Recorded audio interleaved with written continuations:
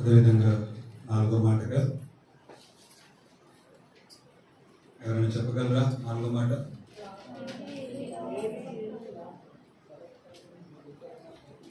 Marks వార్త 15వ అధ్యాయం.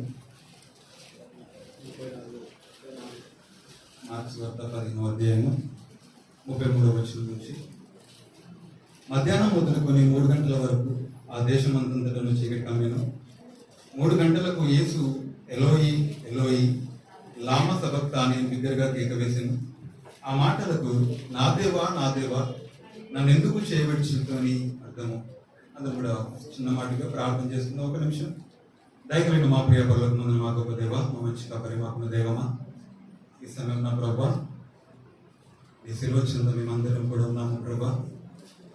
అయ్యా తండ్రి, మీరు పలికిన ప్రతి మాట కూడా శ్రేష్టమైనది. మీరు పలికిన ప్రతి మాట కూడా ప్రభా గుడార్థంతో కూడినది. మీరు పలికిన ప్రతి మాట కూడా మా జీవితాలను కదిలించేది ప్రభా. అయ్యా మీరు మాతో సూటిగా మాట్లాడు, స్పష్టంగా మాట్లాడు తండ్రి. మీరు మాతో ఏమి చెప్పదలుచుకున్నారో ప్రభా, ఆత్మస్వరూపుడా మీరు మాతో మాట్లాడి అయ్యా మా హృదయాలను మీరు కదిలిస్తున్నామని, అయ్యా నీ ప్రేమను మాకు గుర్తు చేస్తున్నామని నజరుడు నేసి నామంలో ప్రార్థిస్తున్నాను నా పరమ తండ్రి, ఆమేన్. ఈ మాట దేవుడు ఎందుకు మాట్లాడాడు? ఈ మాట అసలు ఎందుకు మాట్లాడాల్సి వచ్చింది? ఈ మాటలో అర్థం ఏంటి? ఇక్కడ మనందరికీ తెలుసు ఆ మాటలకు నా దేవా నన్ను ఎందుకు చేయబడుచుకుని అర్థం. ఈ మాట మనము చూస్తున్నప్పుడు ఈ మాటలో మనకు అర్థమయ్యేది ఏంటంటే, దేవుడు యేసుక్రీస్తు గారి యొక్క చెయ్యి విడిచాడని, యేసుక్రీస్తు గారిని దేవుడు విడిచిపెట్టినాడని, యేసుక్రీస్తు వారు సిలువలో ఆ ఎడబాటును గురించి బాధపడుతున్న విషయాన్ని ఇక్కడ మనకు ప్రస్తావిస్తున్నాడు. ఈ విషయము ఎందుకు అసలు దేవుడు ఇలా పలకాల్సి వచ్చింది, ఎందుకు తాను తండ్రితో ఎడబాటు పొందాల్సి వచ్చింది అంటే, ఇది జరగడానికి ముందుగా గురువారపు రాత్రి అందరితో శిష్యులందరితో దేవాది దేవుడు చివరి బలంలో పాల్గొని తర్వాత తన శిష్యులకు చెప్పి, నేను వెళ్ళిపోయిన తర్వాత అపవాది మిమ్మల్ని జల్లెడ వేళ మిమ్మల్ని జల్లించుతాడు, సో మీరందరూ కూడా ధైర్యంగా ఉండండి అని వాళ్ళందరినీ ఓదార్చిన తర్వాత వాళ్ళందరికీ ధైర్యాన్ని చెప్పి చివరి మాటలు వాళ్ళతో పంచుకున్న తర్వాత వాళ్ళందరినీ తీసుకొని ఎక్కడికి వెళ్తాడు? గెస్తమని తోటలోకి వెళ్తాడు. ఆ తోటలోకి వెళ్ళిన తర్వాత శిష్యులందరినీ వాళ్ళందరూ ప్రార్థించని చెప్పిన తర్వాత వాళ్ళందరూ ప్రార్థించడానికి కూర్చుంటారు, కానీ వాళ్ళు నిద్రపోతూ ఉంటారు. తర్వాత యేసుక్రీస్తు వారు కొంచెం దూరం వెళ్ళిన తర్వాత ఆయన ప్రార్థన చేస్తూ ఉంటాడు. ఏమని ప్రార్థన చేస్తూ ఉంటాడంటే, తండ్రి ఈ గిన్నె నా యొద్ద నుంచి తొలగించు. ఈ గిన్నె నా యొద్ద నుంచి తొలగించకపోతే ఈ గిన్నె నేను భరించలేను, ఈ బాధ ఈ వేదనను నేను సహించలేదు, ప్రభా నాకు సాయం చేయ ప్రభా అని ప్రార్థిస్తాడు. ఎందుకు ప్రార్థిస్తాడంటే, అసలు గిన్నె ఏంటి? దేవాతి దేవుడు అసలు ఎందుకు అలా అడగాల్సి వచ్చింది అంటే, దేవాతి దేవుడు నిన్ను నన్ను రక్షించడానికి, దేవుడు అసలు మొదటిగా పుట్టడానికి కారణం ఏంది? ఈ లోకంలోనికి రావడానికి కారణం ఏంది? తను పుట్టడమే చావడం కోసం. తను మనందరినీ విమోచించడం కొరకు ఆయన బలియాగం అవ్వాలని తెలిసి ఈ లోకానికి వచ్చాడు. తండ్రి చేత తాను ఆజ్ఞను పొందుకొని ఈ లోకానికి ఆయన పుట్టడము ఎందుకు వస్తుందంటే, నీ కొరకు నా కొరకు చావడానికి, ఆ శిల్వ మరణం పొందాలని దేవుడికి తెలుసు. ఎన్నోసార్లు శిష్యులతో వెళ్తున్నప్పుడు, పరిచర్య చేస్తున్నప్పుడు, స్వార్థ ప్రకటిస్తున్నప్పుడు, నేను 3వ రోజు చనిపోతాను, నేను చనిపోతాను, 3వ రోజు నేను లేస్తాను, నేను పునరుద్ధరణ అవుతాను చాలాసార్లు శిష్యులతో చెప్తా ఉంటాడు. కానీ శిష్యులకు పెద్దగా అది అర్థం కాదు. కానీ దేవాది దేవునికి తెలుసు ఏంటంటే, నేను చనిపోవాలి, నేను ఒకనొక దినంలో నేను చనిపోవాలా, ఆయనకి సమస్తం కూడా తెలిసి కూడా ఆ బాధ, ఆ వేదన ఏంటంటే, తనకు తెలిసి కూడా ఆ శిలువ మరణం దగ్గర అవుతున్నా కొద్ది ఆ గెస్తమనే తోటలోకి వెళ్ళి ప్రార్థిస్తూ ఉన్నాడంట. ఆయన అంటూ ఉంటాడు, నా ప్రాణము మరణమునంతగా దుఃఖంతో నిండుకున్నదయ్యా, నా ప్రాణము. ఆయన ఎంత చిందుతూ ఉంటాడంట అంటే, ఆయన ప్రార్థన చేస్తూ ఉంటే ఎవరి కొరకు? ఈ శిలువ నా యొద్ద నుంచి తొలగించు, ఈ శిక్షను నా యొద్ద నుంచి తొలగించు. ఎందుకంటే ఆయన దీనివల్ల జరిగే పర్యవసనాలు ఏంటి అనేది ఆయనకు తెలుసు కనుక. ఎందుకు ఈ శిక్ష, ఈ శిలువను వేయబడాల్సి వస్తే దానికి ఆ సిలువలో తాను వేలాడదీయవలసి వస్తే తన జీవితము ఎలా మారబోతుందో అనేది దేవాది దేవుడు తెలుసు కనుక. ఎందుకంటే ఆ యెషయా గ్రంథంలో ఉంటది, ఆయన ఏమనేట, ఆయన మన కొరకు నలగొట్టబడ్డాడు, అపరాధముల చేత ఆయన తండ్రి అయిన దేవుడు ఆయనను మోత్తెను అని ఉంటది. అంతేకాదు మన కొరకు ఆయనను దేవాది దేవుడు మన యొక్క పాపముల నిమిత్తము ఆయనను బలిగా అర్పించిండు, లోక పాపము మోస్తున్న దేవుడు గొర్రెపిల్లగా ఆయన మౌనంగా ఉండి మన పాప బలహీనతలన్నీ తన మీద మోపాడు తండ్రి అని యెషయా గ్రంథంలో ఉంటుంది. ఇవన్నీ దేవుడు గుర్తు చేసుకుని యేసుక్రీస్తు వారు ఎందుకు ఆ విధంగా ప్రార్థన చేస్తారంటే, నేను ఒకవేళ శిలువలోకి వెళ్తే, నేను శిలువపై వేలాడదీయబడితే ఆయన అందరి పాపాలు, ఈ లోక పాపములు ఉన్న అందరి పాపాలు నా మీద మోపబడితే నేను పాపిగా మార్చబడతాను, నేను శాపంగా ఎంచబడతాను. అప్పుడు తండ్రి అయిన దేవుడు నన్ను ఎడబాపుతాడేమో, తండ్రి అయిన దేవుడు నన్ను విడిచిపెట్టి వెళ్ళిపోతాడేమో. భూమి మీద పుట్టినప్పుడు యేసుక్రీస్తు వారు పుట్టిన మొదటి నుంచి తను ఎప్పుడు కూడా తండ్రితో ఎడబాపుగా ఉండలేదు. తను ఏది చేసినా తండ్రిని ప్రేమిస్తూ, తండ్రి మాట గైకుంటూ, ఆయన తండ్రి ఆయనకు ఏదైతే మాట చెప్తూ వచ్చాడో అదే మాటను తూచి తప్పకుండా ప్రతి దినము ప్రతి గడియ దాని గురించి ఆలోచిస్తూ ఉంటాడు. వాళ్ళ తల్లిదండ్రులు చెప్పిన మాటల్ని విధేయత చూపిస్తూ అదేవిధంగా తండ్రి పనుల్లో నిమగ్నమై ఉంటాడు. తన చిన్ననాటి నుంచే తన దేవుడి పనిలో ఉంటాడు. అలాంటిది ఆయన ఎప్పుడు కూడా తండ్రితో ఎడబాపు లేదు. ఎవరైనా మంచి స్నేహితులు, ప్రాణ స్నేహితులు మనం విడిచిపెట్టి వెళ్ళిపోతే మీరు సంతోషంగా ఉంటారా? పోనీ మన తల్లిదండ్రులతో మనం దూరంగా ఉంటే సంతోషంగా ఉంటాం. మన స్నేహితులతో, ఎవరితోనైనా మనకి ప్రాణంకి ప్రాణంగా ఎవరైనా మనకు ఉన్నారు అంటే వాళ్ళతో ఒకవేళ నీకు ఎడబాటు కలిగితే ఈ లోకంలో నీవు సంతోషంగా ఉంటావా? ఆ తండ్రి అయిన దేవుడుతో యేసుక్రీస్తు వారు యొక్క ఎడబాటు గురించి తను ముందుగానే పసిగట్టి తను ప్రార్థిస్తూ ఉన్నాడు అనమాట. గెస్తమని తోటలో వేదనతో ఆయన వేదన చెందుతూ ఉంటేనంట, ఆయన ప్రార్థన చేస్తే దుఃఖపడుతూ ఉంటే ఆయన నరాలన్నీ చిట్లిపోయి రక్తము కారేంతగా, అంటే ఆయన చెమట బిందువులు రక్తపు బిందువులుగా మార్చబడేంతగా వేదన చెందుతున్నాడంట. అంతే అర్థం చేసుకోండి ఆ శిలువ మరణం ఎంత భయంకరమో. ఒక మనిషి లోక పాపం అంతా కూడా తన భుజం మీద మోయడము అది ఎంత భారమైనది, అది ఎంత కష్టమైన పని, ఎంత భారమైన పని, ఎంత ఇబ్బందికరమైనది. తను మోయలేక, తను తాళలేక, ప్రభువా తండ్రి నువ్వు నన్ను విడిచిపెడితే నేను ఇట్లా ఉండాలా, ఒకవేళ నువ్వు నన్ను విడిచిపెడితే నేను ఏ విధంగా సహించగలను అని చెప్పి ముమ్మారు ప్రార్థన చేశాడంట తండ్రికి. కానీ తండ్రి ఏం సమాధానం ఇవ్వాలి. చివరికి ఏమన్నాడు, నీ చిత్తమే నా జీవితంలో జరిగింది, నీ చిత్తం నువ్వు ఎలా చేస్తే నన్ను అలా జరిగించు.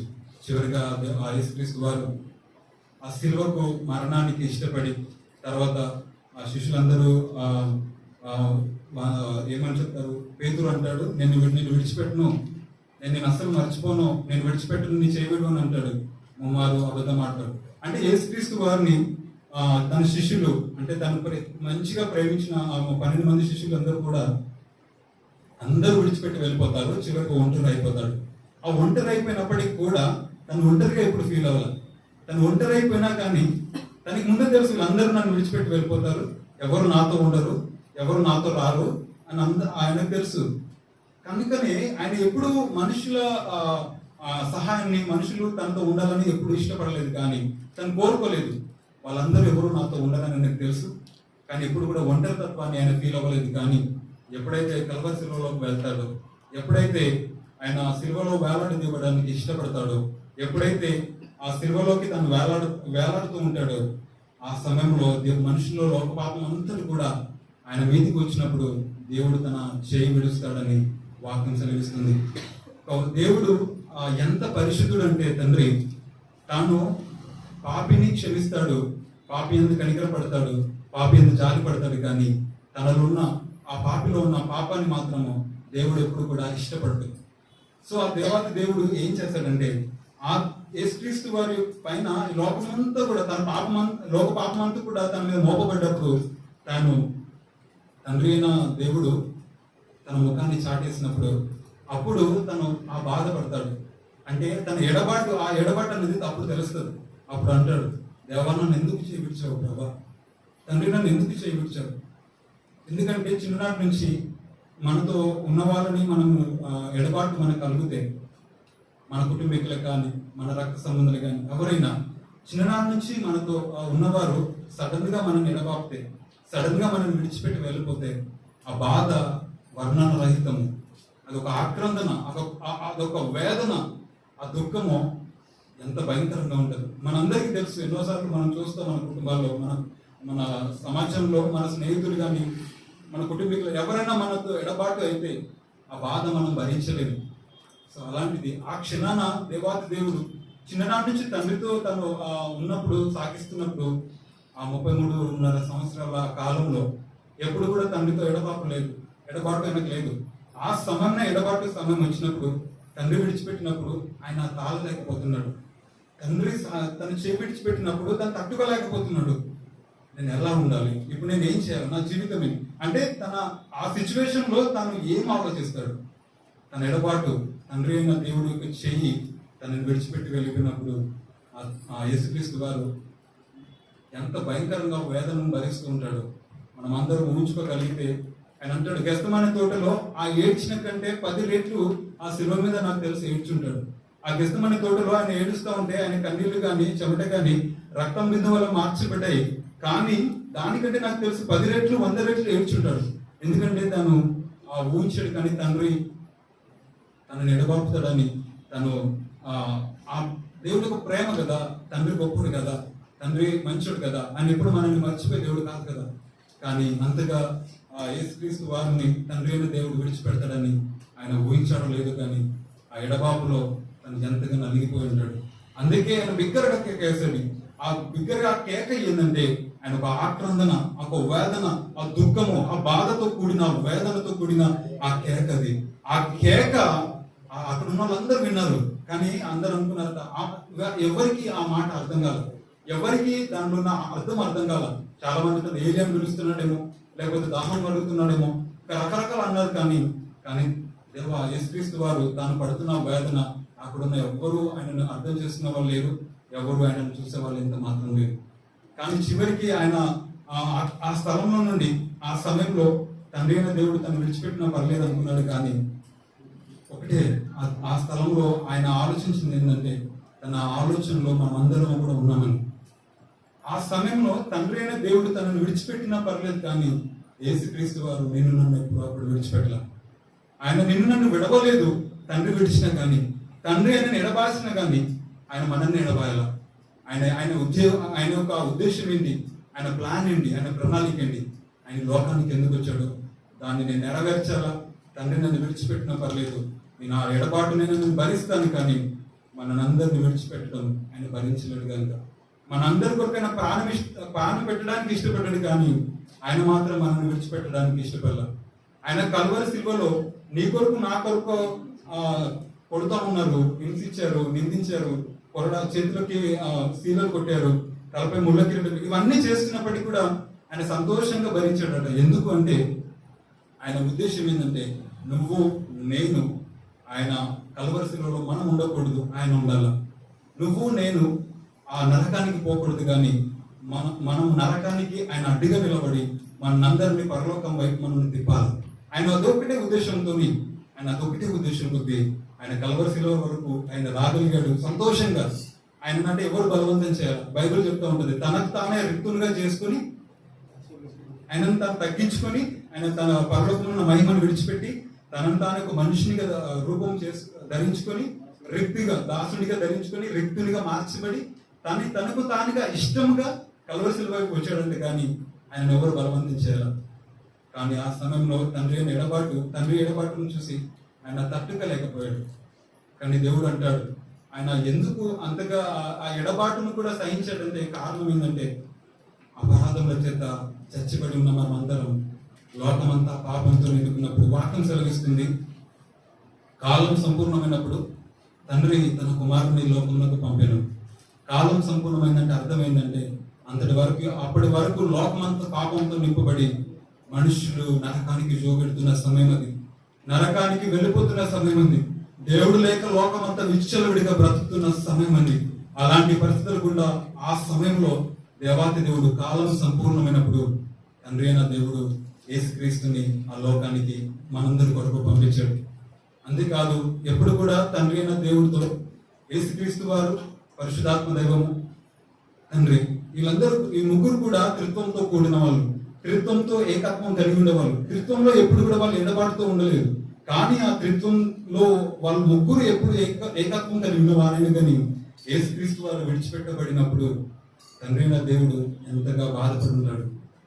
మనం అనుకుంటా ఉంటాం, అంటే తండ్రిని మనం చూడలేదు కదా, అంటే తండ్రి ఎంత బాధపడతాడో మనకు తెలియదు కదా. కానీ అబ్రహాము విషయంలో మనం ఒకసారి చూస్తే, అబ్రహాము తన కొడుకుని తీసుకుని వెళ్తా ఉంటాడు, అల్లారు ముద్దుగా పెంచుకొని ప్రేమగా. లేక ఒక కుమారుడు పుడితే తనని తీసుకొని మోరే పర్వతానికి వెళ్ళి, నీ కుమారుడిని నాకు బలిచ్చేసి అని తండ్రి దేవుడు అడుగుతూ ఉంటే, ఆయన తీసుకెళ్లి కాముగా తన కొడుకుని పట్టుకొని కట్టెల మోపుని తీసుకుని వెళ్ళిపోతూ ఉంటే, ఆ పర్వతం మీదకి వెళ్ళిన తర్వాత కట్టెలన్నీ పేర్చేసిన తర్వాత, డాడీ బలి పశువు ఏది, బలి అర్పించడానికి గొర్రెపిల్ల ఏది డాడీ అని అంటే, దేవుడే చూసుకుంటాడు అని అంటాడు. కానీ తర్వాత కట్టేసి తనను బలవంతంగా బంధించేసి ఆ కట్టెలపై మోపుపై నన్ను పెట్టినప్పుడు, ఆ బలిపీఠల మీద పెట్టినప్పుడు ఆ కుమారుడు అడుగుంటాడు, ఎన్నిసార్లు ఎంతగా అడుగుంటాడు, నేను ఏం తప్పు చేశాను డాడీ, నన్ను ఎందుకు విడిచిపెట్టినావు, నన్ను ఎందుకు చంపేస్తున్నావు, నేనేం తప్పు చేసినాను డాడీ, నన్ను ఎందుకు నువ్వు చంపాలనుకుంటున్నావు,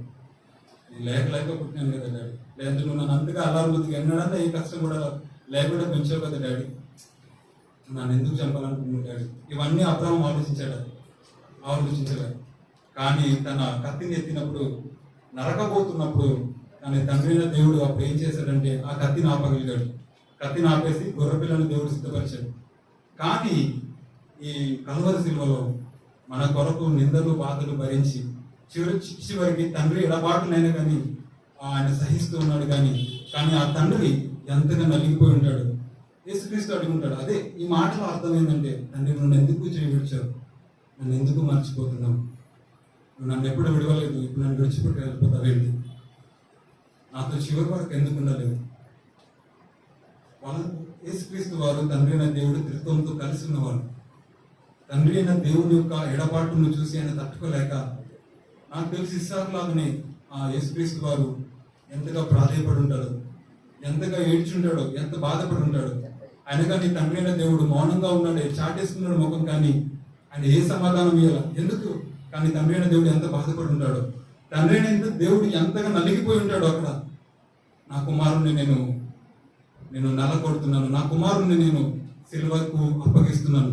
బికాస్ ఎందుకంటే మనం అందరం సంతోషంగా ఉండాలని, మనమందరం కూడా ఆనందంగా ఉండాలని, మనమందరం కూడా నరక శిక్షకు పాత్రలు కాకూడదని, మనమందరం నరకం అంట మన కొరకు చేయబడలేదని వాక్యం సెలవిస్తుంది. అది అపవాదిని వారి దూతలకు చేయబడ్డది. కానీ లోకమంతా కూడా చచ్చిన స్థితిలో ఉన్నప్పుడు, లోకమంతా విచ్చలవిడిగా బ్రతుకుతున్నప్పుడు, మనుషులు వాళ్ళ త్రోవలను కల్పించుకుని వాళ్ళకి నచ్చినట్టుగా వెళ్తూ ఉన్నారట, వాళ్ళకి నచ్చినట్టుగా బ్రతుకుతూ ఉన్నారంట. వారందరినీ చూసి జాలిపడి చలించిపోయి, యెషయా గ్రంథం 55వ అధ్యాయంలో ఉంటది ఆ మాట. యెషయా గ్రంథము 53వ అధ్యాయంలో ఉంటది ఎన్నో మాటలు. ఆయన అంటాడు మనుషులందరూ వాళ్ళు కల్పించిన త్రోవలను ప్రకారం వాళ్ళు వెళ్తా ఉన్నప్పటికీ ఆయన అంటాడట, ఆయన వాళ్ళందరి యొక్క భారాన్ని ఆయన మీద మోసి మొత్తాడంట. మొత్తడం అంటే ఏంటో తెలుసా, బలవంతంగా ఒక మనిషిని మరణానికి అప్పగించడం, బలవంతంగా ఒక మనిషిని శిక్షకు గురి చేయడము ఆయన మొత్తినాడంట. దేవాతి దేవుడు అంటూ ఉన్నాడు, నీకెంతగా మనందరం ఇక్కడికి, మీ అందరికీ ఏమర్థమైందో అర్థం కాలేదు నాకు తెలియదు, కానీ తండ్రి అయిన దేవుని యొక్క గొప్పతనాన్ని, తన కుమారుడిని సైతం నీ కొరకు అర్పించాడు, కానీ నిన్ను మాత్రం విడిచిపెట్టుకోవాలనుకోవట్లా. ఆయన అంటేనే ఉంటాడంట, నేను నిన్ను విడవను ఎడబాయను, నేను ఎప్పుడు కూడా నేను మర్చిపోను. ఎన్నో వాగ్దానాలు మన బైబిల్లో ఉన్నాయి, కానీ నువ్వు ఎప్పుడైనా చెప్పినవా, ప్రభా నేను విడవను ప్రభా, నా జీవిత కాలం అంతా బట్టి ప్రభా నేను విడిచిపెట్టను ప్రభా. ఆయన నిన్ను ప్రతిరోజు నేను చెప్తూనే ఉంటాడు, నేను విడవను, నేను ఎడబాయను, నేను నిన్ను మర్చిపోజాలను, నేను నా సొత్తయ్యా, నువ్వు నా స్వాస్థ్యము, నేను ఎట్లా నేను మర్చిపోతా, నేను కన్నానయ్యా, నేను విడిచిపెడతాను ఎలా అనుకుంటున్నావు, నేను మర్చిపోతానని ఎట్లా అనుకుంటున్నావు, నేను మర్చిపోతానా, అంతం వరకు నేను నీతో ఉంటాను, సదాకాలం నేను నీకు తోడై ఉంటాను. ఓ ఇశ్రాయేలు, నేను మర్చిపోను, నిన్ను విడిచిపెట్టేవాడు ఎంత మాత్రం కాదు. ఆయన అంటాడు, తండ్రి కుమారులు జాలిపడినట్టు ఆయన జాలిపడతాడంట. అంతేకాదు అని అంటాడు, తల్లి తన కుమారుని అయినా కానీ మర్చిపోతున్నాము, కానీ గర్భంలో పుట్టిన వారిని మర్చిపోతుంది, కానీ నేను నిన్ను మర్చిపోను అంటాడు. ఎందుకు? తన కుమారునైనా కానీ ఆయన బలిగా అర్పించాడు, కానీ నన్ను మాత్రం ఏనాడు శిక్షించలేదు, నన్ను మాత్రం ఏనాడు కూడా ఆయన మర్చిపోలేదు. ఆయన ఒకవేళ మర్చిపోయి ఉంటే ఈరోజు నేను ఇక్కడ ఎవ్వరం కూడా ఉండేవాళ్ళం కాదు. ఆయన మర్చిపోలేదు కనుక, ఆయన ప్రతి క్షణం నిన్ను నన్ను జ్ఞాపకం చేస్తున్నాడు కనుక నువ్వు నేను ఈ దినం ఇక్కడ నిలబడ్డాం. ఈ దినం మనం ఆయన సన్నిధానంలో సంతోషంగా ఉన్నాం. బికాస్ ఎందుకంటే ఆయన నిన్ను నన్ను ప్రేమ అనే బంధంతో, ఆయన రక్తము మనలో పారుతూ ఉంది. వాక్యం సెలవిస్తుంది, ఆయన బీజం అంటే మనలో ఉందంట. మనమందరం ఆయన స్వాస్థము, ఆయన మనమందరం కూడా ఆయన యొక్క స్వరూపము, ఆయనకు స్పెషల్ పర్సన్స్ మనమందరం కూడా. ఆయన ప్రత్యేకంగా మనందరినీ ఆయన తయారు చేసుకున్నాడు. స్పెషల్గా మనందరినీ ఆయన తయారు చేసుకున్నాడు. నిన్ను నన్ను ఆయన మర్చిపోయి దేవుడు ఎంత మాత్రం కాదు. యేసుక్రీస్తునైనా మర్చిపోయాడు ఆ రోజు, ఆ క్షణం విడిచిపెట్టింది. కానీ నిన్ను నన్ను మాత్రం ఎప్పుడు కూడా విడిచిపోడంట. ఒకరిని బాధల్లో ఉన్నప్పుడు, ఇబ్బందులు ఉన్నప్పుడు ఆయన ప్రతి బాధ గుండా పోయినాడు, ప్రతి వేదన గుండా పోయినాడు, ప్రతి ఇబ్బంది గుండా పోయినాడు. ఎందుకంటే ఆయన మరణ శిక్షకు పోతూ ఉన్నప్పుడు, ఆయన సిలువ బాధ భరిస్తున్నప్పుడు ఆయనంట ఆధ్యాత్మికంగా, శారీరకంగా, మానసికంగా ప్రతి రకమైన వేదనను, బాధనైనా భరించాడంట. అంటే ప్రతి కోణము ఆయనకు తెలుసు, ఆయన ప్రతి బాధ ఆయనకు తెలుసు. అందుకే ఆయన అంటాడు, నేను ప్రతి శ్రమల గుండా నేను వెళ్ళాను, నీ బాధ అయినా కానీ నేను తీర్చేస్తాను. ఈ లోకంలో ఏ మనిషినా కానీ నిన్ను అర్థం చేసుకుంటాడో లేదో నాకు తెలియదు. కానీ ఒకవేళ నీ బాధ నీ ఫ్రెండ్కి చెప్తే నీ ఫ్రెండ్ అర్థం చేసుకుంటాడో లేదో తెలియదు. కానీ నీ ప్రతి బాధ నాకు తెలుసు. ఎందుకంటే నీకంటే ముందు నేను ఆ బాధను భరించాను. నువ్వు ఒంటరితనంతో ఉన్నవేమో, నువ్వు ఒంటరితనం ఉండొచ్చు, నాతో ఎవరు లేరని అనుకోవచ్చు. కానీ నేను నీలాగే తండ్రి నన్ను విడిచిపెట్టినప్పుడు నేను ఒంటరితనం కూడా భరించాను. నేను ఎవరైనా నిందించారేమో, హింసించారేమో, నేను కూడా హింసించబడ్డాను. సో ఆయన దేవుడు అంటా ఉన్నాడు, నువ్వు ఎప్పుడైనా కానీ ఒంటరితత్వంతో ఉన్నా, బాధతో ఉన్నా, దుఃఖంతో ఉన్నా, వేదనతో ఉన్నా, ఎవరు లేకపోయినా, ఎవరున్నా లేకపోయినా, ఈ మనుషులు ఎప్పుడు కూడా మనతో ఉండరు. ఆయన శిష్యులే ప్రేమగా అన్ని సంవత్సరాల్లో ఆయనతో కలిసి ఉండి, ఆయన ఒకటే కంచంలో తిన్నారు, ఒకటే బల్లలో ఆయన అందరూ పాల్గొన్నారు. కానీ అందరూ ఆయన విడిచిపెట్టి వెళ్ళారు. లోకంలో ఎవరు మనతో రారు, ఎవరు మనతో ఉండరు. కానీ దేవుడు అంటాడు, నేను మాత్రమే నీతో ఉంటాడు. ఆయన మాత్రమే శాశ్వత ప్రేమతో ప్రేమిస్తాడు. ఆయన మాత్రమే అంతం వరకు మనల్ని సహిస్తాడంట. ఆయన భరిస్తున్నాడంట. ఆయన భరిస్తున్నాడు కనుక నువ్వు నేను సంతోషంగా ఉన్నావు. ఆయన బాధపడుతున్నాడు కనుక ప్రతిరోజు ఆయన మన విషయం పైన నొచ్చుకుంటూనే ఉన్నాడేమో. మనం ఏదైనా తప్పు చేసిన ప్రతిసారి ఆయన నొచ్చుకుంటూ ఉంటుంటాడు హృదయంలో. కానీ ఎప్పుడు కూడా ఆ నొచ్చుకున్నాడు, కానీ ఎప్పుడు కూడా మన మీద రుద్దల. ఎప్పుడు కూడా ఆయన కోపాన్ని మన మీద రుద్దలేదు.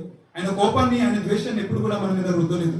ఎందుకంటే ఆయన నిన్ను నన్ను ప్రతిరోజు ప్రేమిస్తూనే ఉంటాడు. మోషేను ఎందుకు కానానికి తీసుకెళ్ళలేదు? తన బిడ్డలను ఒక మాట తిట్టాడని చెప్పేసి దేవుడికి కోపం వచ్చేసింది. అంత గొప్ప దేవుడు అంటే నిన్ను నన్ను ప్రేమించేవాడు. ఈ లోకంలో అంత ప్రేమ ఈ లోకంలో ఎవ్వరు మనల్ని ప్రేమించరు. దయచేసి ప్రియ సహోదరులు అది ఒకటే మాట చెప్తున్నాను, ఈ లోకంలో నీతో ఉన్నవారు ఎల్లకాలం నీతో ఉండరు, కానీ ఆ దేవుడు ప్రతి క్షణం నీతోనే ఉంటాడు. ఆయన అంటాడు, నేను ఎప్పుడు నిన్ను మర్చిపోనని, నా అరచేతులు నీకు చెప్పుకున్నాను, నువ్వు నా సొత్తని, నువ్వు నా బహుమానం అంటాడు. ఆయన నువ్వు నా స్వాస్థ్యము, నీవే నా స్వాస్థ్యము. ఆయనకు దేవదూతలు కోట్ల దేవదూతలు ఉన్నారు. ఎందుకు నువ్వే ఆరాధించాలా? ఎందుకు నువ్వే ఆ దేవుని స్తుతించాలా? నువ్వెందుకు దేవా తండ్రి నిన్ను ఆరాధిస్తున్నాను ప్రభావం ఎందుకు నువ్వు చెప్పాలా? నువ్వే ఎందుకు స్తోత్రం అని చెప్పాలా? కోట్ల దేవదూతలు ఆయనకు సంతోషాన్ని ఇవ్వట్లేదు, కానీ ఆయన బిడ్డలమైన మనం ఆరాధన చేస్తే ఆయన సంతోషంగా ఉంటాడంట. ఆయన సంతోషంగా ఉండడానికి ఇష్టపడుతున్నాడు. నువ్వు ఆరాధన చేస్తే, తండ్రి అని మొరపెడితే ఆయన దగ్గరకు వచ్చేస్తాడంట. నేనే మీ యువర్ డాడీ, నేనే నీ ఫాదర్, నువ్వు నా బిడ్డవి, నువ్వు నా దగ్గరికి రావాలా, నువ్వు నా మీద ఆధారపడాలా, నువ్వు నాతో ఉండాలా. ఆయన అనుకుంటున్నాడు నీ శరీరంలో ఆయన ఉండాలని ఆశపడుతున్నాడు, నీ హృదయంలో ఆయన ఉండాలని ఆశపడుతున్నాడు. ఈ లోకంలో ఏది కూడా ఆయన స్థానాన్ని భర్తీ చేయకూడదు. నీ జీవితంలో, నా జీవితంలో ఏసేపు ఉండాల్సిన స్థానం నువ్వు ఇవ్వగలిగితే ఆయన ప్రేమను ఎంతగా చూడగలుగుతావంటే ఈ లోకమంతా నిన్ను విడిచిపెట్టి వెళ్ళిపోయినా నువ్వు మాత్రం సంతోషంగా, ఆనందంగా ఉంటావు. దట్ ఈస్ ఆయన యొక్క గ్రేట్ లవర్. ఆయన యొక్క ప్రేమ అంత గొప్పగా ఉంటుంది. ఆయన ఎప్పుడు మనం ఎడబాటు దేవుడు కాదు. ఏసైనా ఆ రోజు తండ్రి నా చేతి నువ్వు ఎందుకు విడిచిపెట్టినవని అడిగినా కానీ ఆయన మాత్రం మనల్ని ఏ రోజు కూడా విడిచిపెట్టాడు. యేసుక్రీస్తుని విడిచిపెడతాడు, కానీ నిన్ను నన్ను విడిచిపెట్టాడు. ఎందుకో మరి యేసుక్రీస్తు కంటే నువ్వే ఎక్కువ, నేను ఎక్కువనేమో.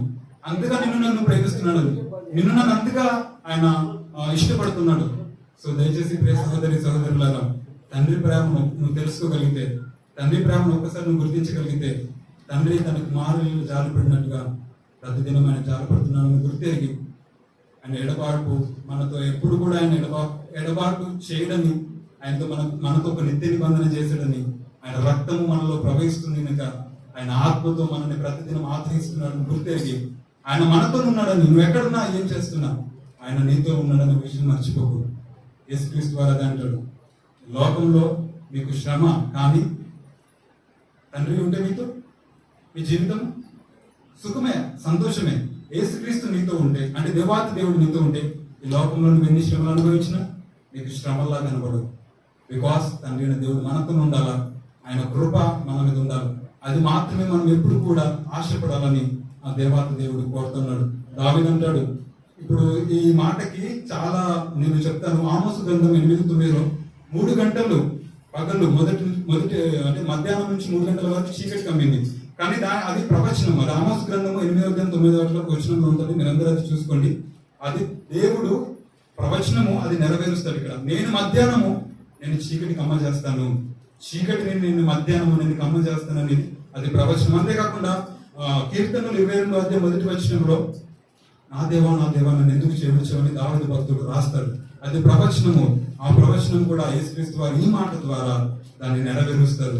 అంతేకాకుండా ఇంకా చాలా ప్రవచనములు దీనిలో దాగి ఉన్నాయి.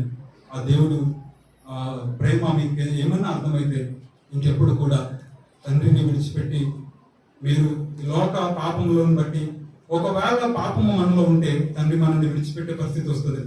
సంసోను పాపం చేశాడు, తండ్రి ఆయన సమయంలో విడిచిపెట్టి వెళ్ళాల్సిన పరిస్థితి ఏర్పడ్డది. ఎందుకు? కానీ చివరికి ప్రాధేయపడ్డాడు, నాకు ఒక్కసారి తిరిగి నాతో ఉండు, ఒక్కసారి నాతో ఉండు ప్రభా, నాతో ఉండు ప్రభు, నువ్వు లేకపోతే నేను తట్టుకోలేను, నువ్వు లేకపోతే నాకు బలం లేదయ్యా, నువ్వు లేకపోతే నేను బ్రతకలేను అంటాడు సంసోను. అలాంటి పరిస్థితి మనకు రావద్దు. మనం పాపం చేస్తే మన జీవితము తండ్రి నుంచి దూరమై చాలా పర్యవసనాలు ఎదుర్కోవాల్సి వస్తుంది. అలాంటి పరిస్థితి మనకు రాకుండా ఉండినట్లు ఆయన ప్రేమను జ్ఞాపకం చేసుకుని అందులో మనం ఎప్పుడు కూడా ఉంటే ఆయన మనల్ని ఎప్పుడు కూడా విడిచిపెట్టే దేవుడు అయితే మాత్రం కాదని, ఆయన అంతం వరకు మనతో ఉంటాడని ఆ దేవుడు మనతో మాట్లాడుతున్నాడు. దేవుడి వాక్యంలో దీవించిన గాక.